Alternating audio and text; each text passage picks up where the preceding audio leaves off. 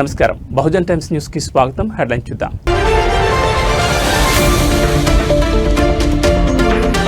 Delhi blast పై తొలిసారి స్పందించిన మోడీ, మనసు కలచివేసిందన్న ప్రధాని.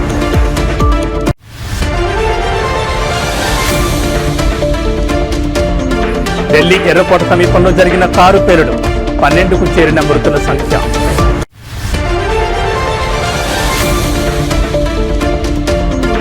జూబ్లీహిల్స్ ఉప ఎన్నిక పోలింగ్ ప్రారంభం, నియోజకవర్గ వ్యాప్తంగా 144 సెక్షన్ విధింపు.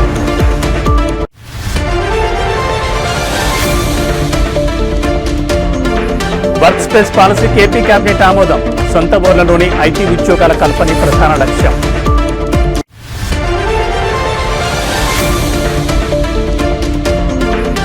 ఢిల్లీ పేలుళ్ల సూత్రధారి ఉమర్ మహ్మద్ సహచరులతో కలిసి మాస్టర్ ప్లాన్. ఇక డీటెయిల్స్ చూస్తే ఢిల్లీ బ్లాస్ట్ పై ప్రధాని మోడీ తొలిసారిగా స్పందించారు. ఢిల్లీ పేలుడు మనసు కలిసివేసిందన్నారు. భూటాన్ పర్యటనలో ఉన్న మోడీ ఢిల్లీ పేలుడుపై స్పందిస్తూ ఆవేదన వ్యక్తం చేశారు. చాలా బాధాకరమైన హృదయంతో భూటాన్ వచ్చాను. బాధితుల దుఃఖాన్ని అర్థం చేసుకున్నాం. బాధితులకు న్యాయం జరిగేలా చూస్తాం. ఢిల్లీ బాంబు పేలుడు సూత్రధారులను విడిచిపెట్టబోం. కుట్రదారులను చట్టం ముందు నిలబెడతాం. ఇప్పటికే ఉగ్రకుట్ర మూలాలను గుర్తించాం. ఢిల్లీ ఘటనపై ఎప్పటికప్పుడు సమీక్షిస్తూనే ఉన్నాం. పేలుడుపై అర్ధరాత్రి వరకు సమీక్షలు చేస్తూనే ఉన్నామన్నారు ప్రధాని. బాధితుల వెంట దేశమంతా ఉందని మోడీ తెలిపారు. 2 రోజుల పర్యటన కోసం ప్రధాని మోడీ మంగళవారం ఉదయం భూటాన్ వెళ్లారు. పర్యటన ముగించుకుని బుధవారం ఢిల్లీకి చేరుకోనున్నారు. అనంతరం రేపు సాయంత్రం 5:30 గంటలకు కేబినెట్ సమావేశం కానుంది. ఈ సందర్భంగా పలు కీలక నిర్ణయాలు తీసుకునే అవకాశం ఉంది. पीड़ित परिवारों का दुख समझता हूं। आज पूरा देश उनके साथ खड़ा है।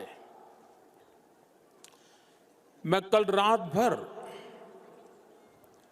इस घटना की जांच में जुटी सभी एजेंसियों के साथ, सभी महत्वपूर्ण लोगों के साथ संपर्क में था। विचार विमर्श चलता था।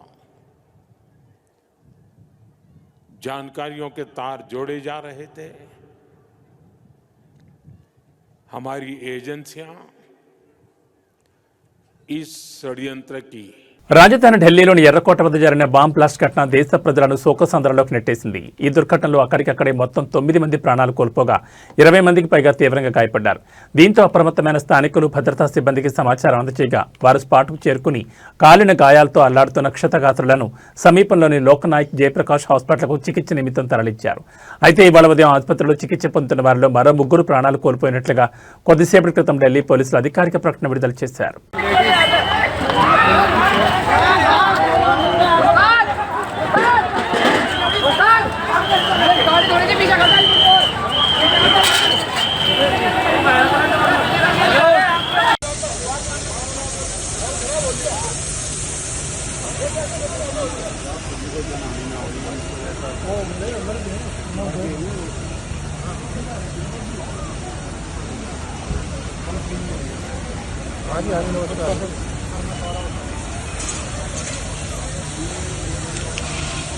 దేశ రాజధాని ఢిల్లీలోని ఎర్రకోట సమీపంలో సోమవారం జరిగిన కారు పేలుడు ఘటనకు డాక్టర్ ఉమర్ మహ్మదే ప్రధాన సూత్రధారని దర్యాప్తు సంస్థలు పేర్కొన్నాయి. ఉమర్ తన 2 సహచరులతో కలిసి ప్లాన్ చేసినట్టు తెలిపాయి. పేలుడుకు అమోనియం నైట్రేట్ ఫ్యూయల్ ఆయిల్ను ఉమర్ వాడాడు. పేలుడు ఘటనలో డిటోనేటర్లను వినియోగించినట్లు అధికారులు చెప్పారు. ఢిల్లీలో పేలుడు ఘటనపై అధికారులు దర్యాప్తు ముమ్మరం చేశారు. పేలుడుకు కారణమైన I-20 కారు కదలికలపై దర్యాప్తు సంస్థలు కీలక సమాచారం సేకరించాయి. కారు సునేహరి మసీదు నుంచి ఎర్రకోటకు వెళ్లింది. సునేహరి మసీద్ పార్కింగ్ ఏరియాలో కారు 3 గంటల పాటు ఉంది. ఆ సమయంలో కారులోని డాక్టర్ ఉమర్ మహ్మద్ ఉన్నాడని దర్యాప్తు సంస్థలు తెలిపాయి. ఎర్రకోట సునేహరి మసీద్ మధ్య దూరం 800 మీటర్లు. బర్దార్పూర్ బోర్డర్ నుంచి I-20 కారు ఢిల్లీలోకి ఎంటర్ అయింది. ఔటర్ రింగ్ రోడ్ నుంచి పాత ఢిల్లీలోకి ప్రవేశించింది. కారుకు సంబంధించిన సీసీటీవీ దృశ్యాలు వెలుగులోకి వచ్చాయి. కారు పేలుడులో సూత్రధారి ఉమర్ మహ్మద్ తల్లి, 2 సోదరులు ఆషిక్ మహ్మద్, జహూర్ అహ్మద్లను జమ్మూ కాశ్మీర్ పోలీసులు నిర్బంధంలోకి తీసుకున్నారు. ఉమర్ పేలుడుకు పాల్పడినట్లుగా వార్తలు రావడంతో అతడి కుటుంబం నిర్ఘాంతపోయింది. డాక్టర్ అయిన ఉమర్ పైనే కుటుంబం అన్ని ఆశలు పెట్టుకుంది. డాక్టర్ అయి కుటుంబానికి ఆధారంగా ఉండడాన్ని ఆశపడ్డామని అతడి తల్లి చెప్పింది. కుటుంబం కోసం ఉమర్ ఎంతో కష్టపడ్డాడని పేర్కొంది. ఫరీదాబాద్ మాడ్యూల్తో అతడికి సంబంధాలున్నట్లు అధికారులు అనుమానిస్తున్నారు.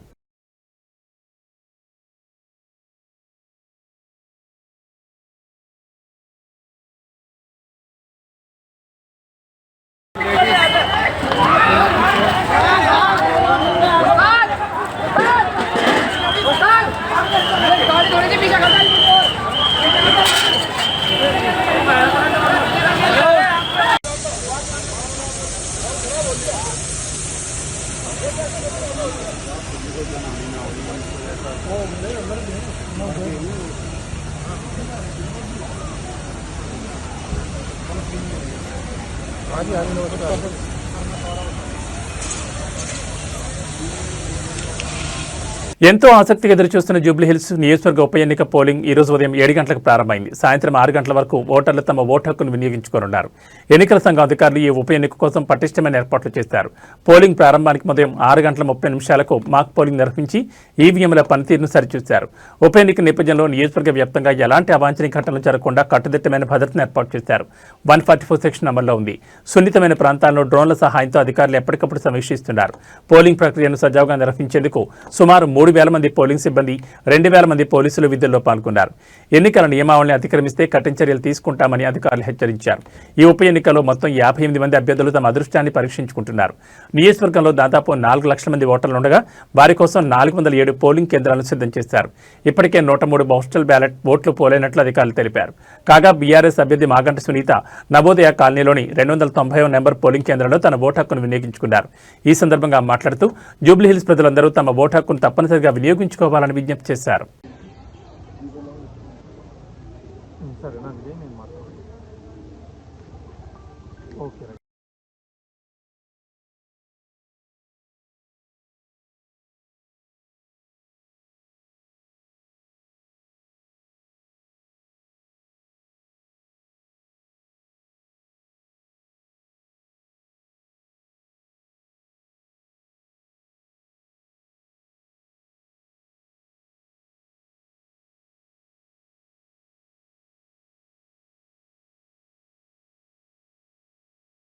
జూబ్లీహిల్స్ ఉప ఎన్నిక పోలింగ్ ఉదయం 7 గంటల నుంచి కొనసాగుతోంది. ప్రస్తుతం నెమ్మదిగా సాగుతోంది. మొదటి 2 గంటల్లో 10% పోలింగ్ మాత్రమే నమోదైంది.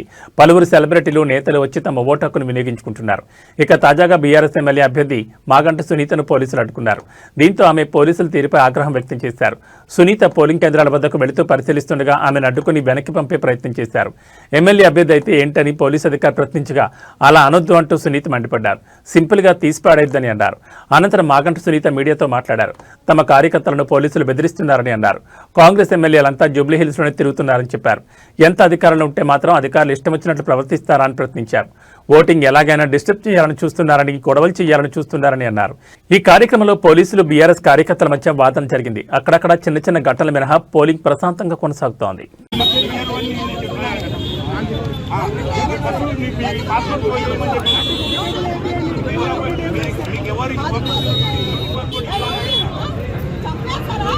వాళ్ళు వచ్చినాక మీరేం ప్రొడక్షన్ అన్న? వాళ్ళు వస్తున్న పైకి మీరేం ప్రొడక్షన్? ఎందుకు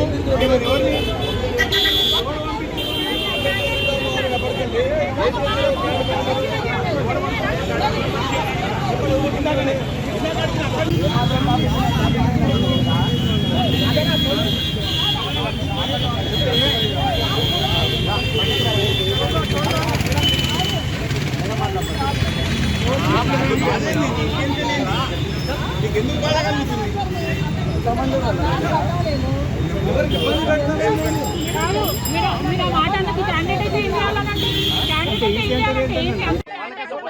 ఎక్కడ సీఏ కూడా వాళ్ళకే సపోర్ట్ చేస్తున్నాడు. ఎటు వెళ్తా వెనక మాల వస్తున్నారు. ఏం రౌడీజం అండి ఇది? ఇట్లాగైనా చేసేది అంటే అంత భయపడుతున్నారా?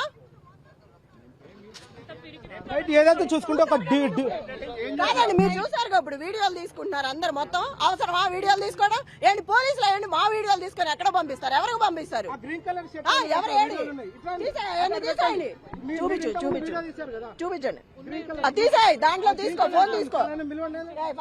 ఐటీ ఉద్యోగులు ఇకపై తమ సొంత ఊరు నుంచే పనిచేసుకునే వెసులుబాటు కల్పించే దిశగా ఏపీ ప్రభుత్వం ఒక కీలక ముందడుగు వేసింది. రాష్ట్రంలోని ప్రతి మండల కేంద్రంలో అత్యాధునిక సదుపాయాలతో కూడిన కార్యాలయాలను ఏర్పాటు చేసేందుకు ఉద్దేశించిన వర్క్ స్పేస్ విధానానికి సీఎం చంద్రబాబు నేతృత్వంలోని మంత్రిమండలి సోమవారం ఆమోదముద్ర వేసింది. ఐటీ ఎలక్ట్రానిక్స్ శాఖ రూపొందించిన ఈ పాలసీ ద్వారా గ్రామీణ పట్టణ ప్రాంతాల్లో ఐటీ అభివృద్ధిని వికేంద్రీకరించాలని ప్రభుత్వం లక్ష్యంగా పెట్టుకుంది. నైపుణ్యం ఉన్నప్పటికీ ముఖ్యంగా మారుమూల ప్రాంతాల్లోని ఐటీ నిపుణులకు హైస్పీడ్ ఇంటర్నెట్, ఆఫీస్ వాతావరణం వంటి సదుపాయాలు అందుబాటులో ఉండవు. సొంతంగా కార్యాలయం ఏర్పాటు చేసుకునే ఆర్థిక స్తోమత అందరికీ ఉండదు. ఈ సమస్యలకు పరిష్కారం ప్రతి మండలంలోనూ వర్క్ స్పేస్ స్టేషన్లు ఏర్పాటు చేయాలని ప్రభుత్వం నిర్ణయించింది. దీనివల్ల నగరాలకు వలస వెళ్లకుండా స్థానికంగానే ఉంటూ ఉద్యోగాలు చేసుకునే అవకాశం కలుగుతుంది. ఈ పాలసీలో భాగంగా వర్క్ స్పేస్లను ఏర్పాటు చేసే వారికి ప్రభుత్వం ప్రత్యేక ప్రోత్సాహకాలు అందించనుంది. ఇందులో high speed broadband internet, video conference, business మీటింగ్ల కోసం ప్రత్యేక గదులు, స్కానింగ్, ప్రింటింగ్, లాకర్లతో పాటు నిరంతర విద్యుత్ సరఫరా వంటి సదుపాయాలు తప్పనిసరిగా ఉండాలి. విద్యార్థులు, నిపుణులకు డిజిటల్ నైపుణ్యాల్లో శిక్షణ ఇచ్చేందుకు అవసరమైన సౌకర్యాలు కూడా కల్పించాలని పాలసీలో పేర్కొన్నారు.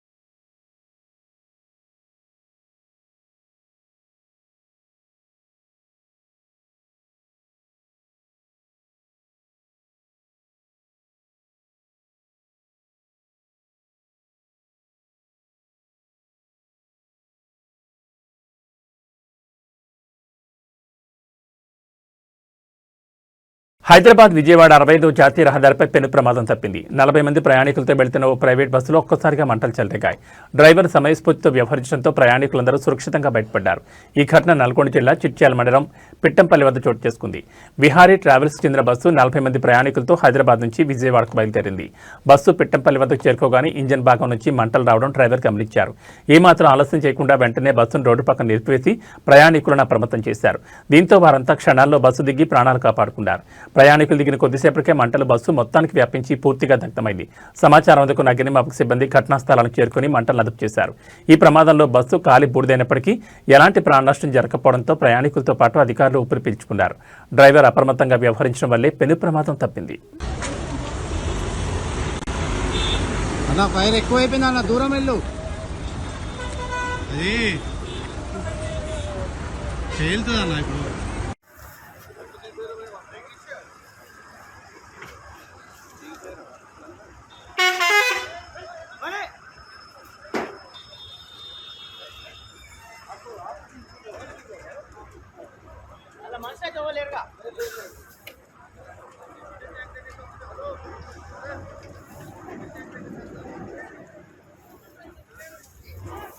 జూబ్లీహిల్స్ ఉప ఎన్నిక పోలింగ్ వేళ నాన్ లోకల్ నేతలపై ఎన్నికల సంఘం తీవ్ర ఆగ్రహం వ్యక్తం చేసిన విషయం తెలిసిందే. ఎన్నికల కోడ్ను ఉల్లంఘిస్తూ పోలింగ్ బూతుల వెంట తిరుగుతున్న ఎమ్మెల్యేలు, ఎమ్మెల్సీలపై కఠిన చర్యలు తీసుకోవాలని ఈసీ అధికారులకు స్పష్టమైన ఆదేశాలు జారీ చేసింది.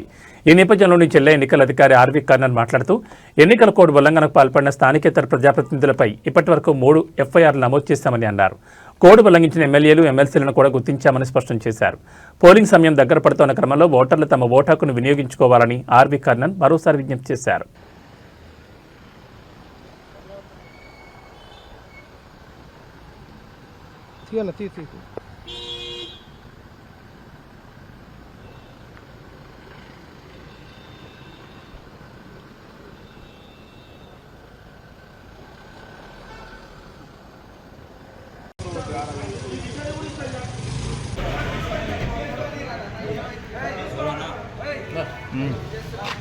ఏమైతుంది? రిపోర్టర్ నేను తీసుకుంటాను. టీ న్యూస్ రిపోర్టర్ మీకెందుకు చూపించాలా? మీకెందుకు చూపించాలి? రోడ్డు మీద తీసుకుంటున్నా, మీకేమైతుంది? అవునే, రోడ్డు మీదకి వెళ్ళి తీస్తున్నా కదా. ఇంట్లో మేము ఉంటే ఎందుకండి మీకు అంత ఇబ్బంది? నేను ఇబ్బంది పోలింగ్ బూతుల దగ్గర ఉంటే అది సరే మీ బాధ్యతగా మీరు చేసుకోండి. ఇదిగో మొత్తం మేమేదో మాట్లాడుకుంటే ఎంతవరకు కరెక్ట్? అది కరెక్ట్ కాదు. అరే పోలీసు వాళ్ళకి తెలిసే, నువ్వు వాళ్ళకి చెప్పు. నాకేం తెలుసా నువ్వు ఎవరో మీరు కూడా ఎవరో నాకు తెలియదు కదా. అందుకనే అడుగుతున్నా, ఐడి కార్డు చూపిస్తే కదా. ఇగో ఏం చూసినా ఇక్కడ అవసరం ఉన్నట్టు బాయ్ బాయ్ బస్ బూత్ ఒక దగ్గర ఇప్పుడు ఎలక్షన్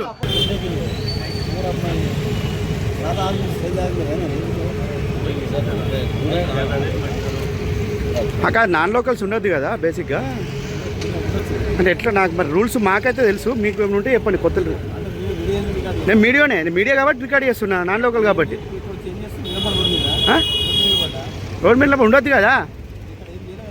ఏం చేయలేదంటే మీరు ఓటర్లతో మాట్లాడుతున్నారు కదా, ఇప్పటిదాకా ఇద్దరు ఓటర్తో మాట్లాడినావు కదా. ఉండొచ్చు అంటే చెప్పండి, మరి రూల్స్ ఏమైనా కొత్త రూల్స్ ఉంటే చెప్పండి, నేను చెప్పి వాడదాం. మాకు తెలియదు కదా, మాకు కూడా మీరు ఎమ్మెల్సీ కదా, మాకు కొంచెం తెలిసి మేము వాడుకుంటూ చెప్తాం. ఎవరన్నారు? ఓటు వేయడానికి ఎవరు రారండి, ఓటు ఉన్నోళ్ళే వస్తారు ఇక్కడికి. నేనేది పోతా, మీకు చూపించండి, మరి పాస్ ఉంటే చూపించండి. నా పాస్ ఉంది, నేను బాగా చెప్తా, చూపిస్తే మీరు చూపించండి, చెప్పండి. రికార్డ్ ఎందుకు తీసేస్తా అండి, చెప్పండి. మీరు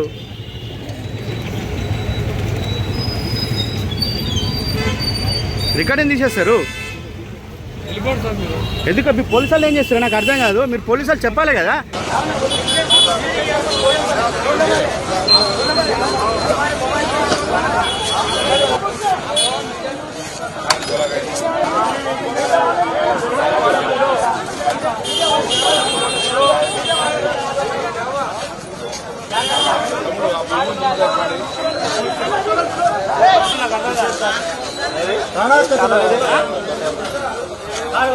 అయిపోయింది కదా, ఇప్పుడు ఎందుకు రమ్మను చూపిరాదు? ఏముందని క్యాండిడేట్ ఫోటో ఉందా?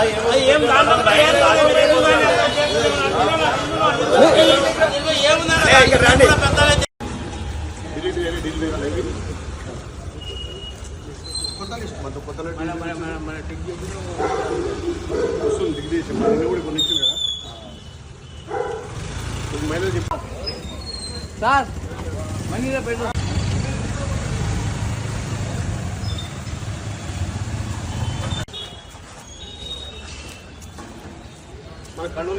కాళ్ళు కింద అనుకో, నడవని కదా, నేను ఆటో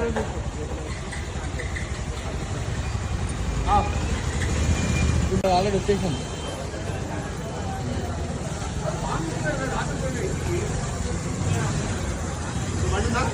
ఇంకో పని తెప్పిస్తున్నా.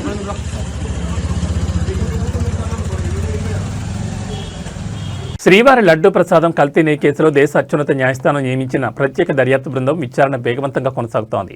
ఇప్పటికే ఈ కేసులో మొత్తం 15 మంది నిందితులను అదుపులోకి తీసుకున్నారు. తాజాగా A16 గా ఉన్న అజయ్ కుమార్ సుగంధను సిట్ అరెస్ట్ చేసిన విషయం తెలిసిందే. ఈ నేపథ్యంలోనే గతంలో తిరుమల తిరుపతి దేవస్థానం ఈవోగా పనిచేసిన ధర్మారెడ్డి ఇవాళ తిరుపతిలోని సిట్ కార్యాలయానికి వచ్చారు. ఈ మేరకు ఆయన అధికారులు కల్తీ నెయ్యి కేసులో ప్రశ్నించి ఆయన స్టేట్మెంట్ రికార్డ్ చేస్తున్నారు. కాగా గత ప్రభుత్వం హయాంలో భోలే బాబా ఓరోగానిక్ డైరీ సంస్థ టీటీడీకి 68.17 లక్షల కిలోల కల్తీ నెయ్యి సరఫరా చేసినట్లుగా సిట్ నిర్ధారించింది. అందులో 57.56 లక్షల కిలోల palm oil, palm can oil, palm styrene తదితర రసాయనాలు వినియోగించారని పేర్కొంది.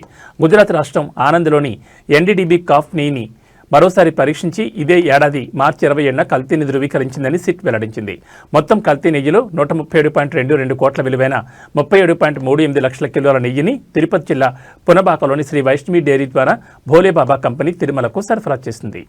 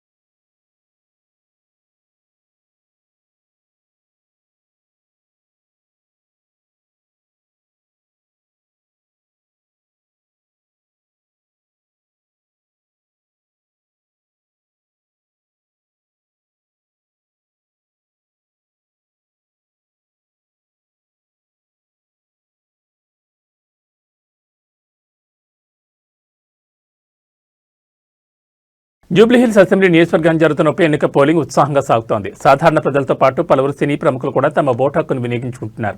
ఇందులో భాగంగా ప్రఖ్యాత దర్శకుడు ఎస్ఎస్ రాజమౌళి తన భార్య రమతో కలిసి వచ్చి ఓటు వేశారు. షేక్పేట్ డివిజన్ పరిధిలోని ఓ ఇంటర్నేషనల్ స్కూల్లో ఏర్పాటు చేసిన పోలింగ్ కేంద్రానికి రాజమౌళి దంపతులు సాదాసీదాగా విచ్చేశారు. ఎలాంటి ఆర్భాటం లేకుండా సాధారణ ఓటర్లాగే క్యూలో నిల్చుని తమ ఓటు హక్కును వినియోగించుకున్నారు. అనంతరం రాజమౌళి మీడియాతో మాట్లాడుతూ ఓటు ప్రాముఖ్యతను వివరించారు. ప్రజాస్వామ్యంలో ప్రతి ఓటు ఎంతో విలువైంది. దేశ భవిష్యత్తును మన ఓటే నిర్దేశిస్తుంది. అందుకే ప్రతి ఒక్కరూ బాధ్యతగా పోలింగ్ కేంద్రాలకు వచ్చి ఓటు వేయాలి. ఇది కేవలం మన బాధ్యతే కాదు, మన హక్కు కూడా అని ఆయన ప్రజలకు పిలుపునిచ్చారు.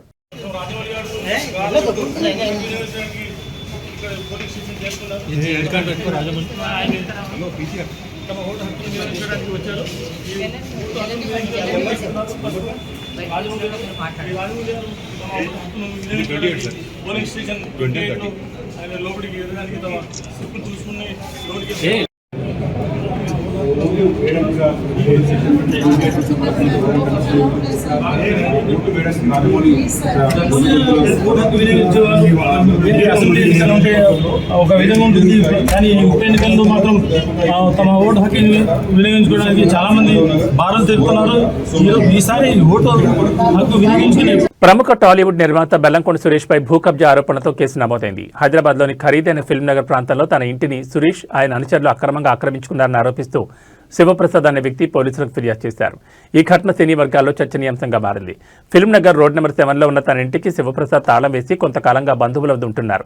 ఇదే అదనుగా భావించిన బెల్లంకొండ సురేష్ తన మనుషులతో కలిసి ఇంటి తాళాలు పగలగొట్టి లోపలికి ప్రవేశించారని ఆయన ఆరోపించారు. అంతేకాకుండా ఇంట్లోని ఫర్నిచర్తో పాటు ఇతర సామగ్రిని ధ్వంసం చేసి గోడలను పాడు చేశారని ఫిర్యాదులో పేర్కొన్నారు. కొన్నేళ్ల తర్వాత ఇంటికి తిరిగి వచ్చిన శివప్రసాద్ లోపల దృశ్యాలు చూసి దిగ్భ్రాంతి గురయ్యారు. ఈ విషయంపై మాట్లాడేందుకు తన సిబ్బందిని బెల్లంకొండ సురేష్ ఇంటికి పంపగా అక్కడ తీవ్ర వాగ్వాదం చోటు చేసుకుందని, వారిపై దాడికి కూడా ప్రయత్నించారని ఆయన వివరించారు. శివప్రసాద్ ఇచ్చిన ఫిర్యాదు ఆధారంగా ఫిల్మ్ నగర్ పోలీసులు బెల్లంకొండ సురేష్పై బిఎన్ఎస్ 329(4), 324(5), 351(2) సెక్షన్ల కింద కేసు నమోదు చేసి దర్యాప్తు చేస్తున్నారు. అయితే ఈ తీవ్ర ఆరోపణలపై బెల్లంకొండ సురేష్ వైపు నుంచి ఇప్పటి వరకు ఎలాంటి అధికారిక ప్రకటన వెలువడలేదు.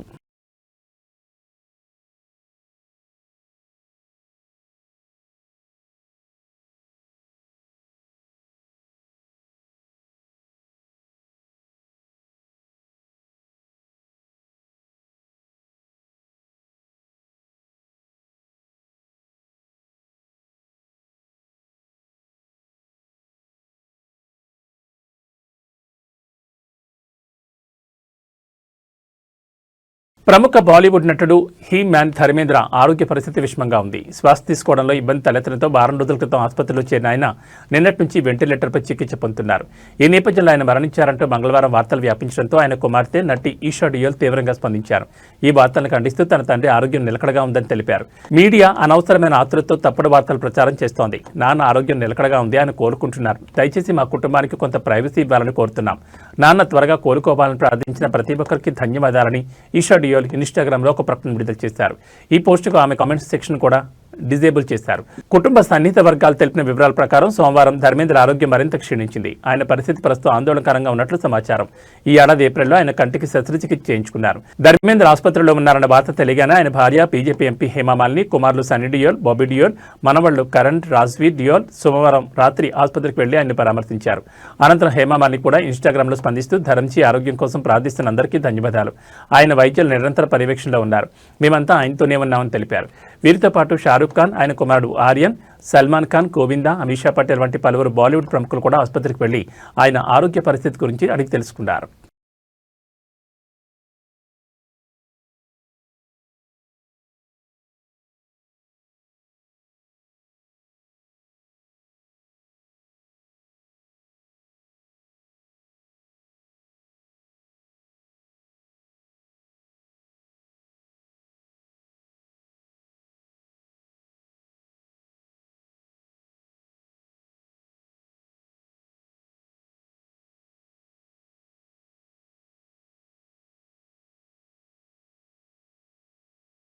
ఇవి బులెటిన్ విశేషాలు. నమస్కారం.